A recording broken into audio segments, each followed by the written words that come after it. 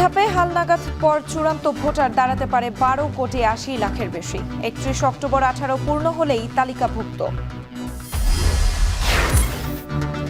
রাজধানীতে বাড়ছে ডেঙ্গুতে মৃত্যু, হাসপাতালগুলোতে রোগীর চাপ, ঝুঁকিতে জটিল রোগে আক্রান্তরা, বলছেন বিশেষজ্ঞরা।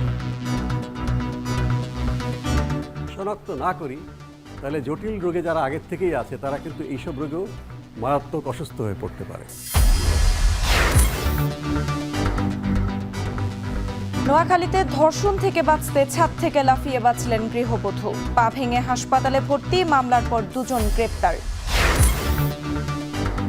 তীব্র গ্যাস সংকটে আশুগঞ্জ সার কারখানায় 6 মাস উৎপাদন বন্ধ, প্রতিদিন গড়ে লোকসান প্রায় 4.5 কোটি টাকা। এবং ঝুঁকিপূর্ণ ঘোষণার পর সহজেই মিলছে না বাংলাদেশিদের কানাডীয় ভিসা, সরকারকে আলোচনার তাগিদ বিশেষজ্ঞদের। বিভিন্ন ইউনিভার্সিটিগুলো সরকারের সাথে নেগোসিয়েশন করার চেষ্টা করতেছে এবং এই সমস্যার হয়তো খুব দ্রুত উত্তরণ করবে।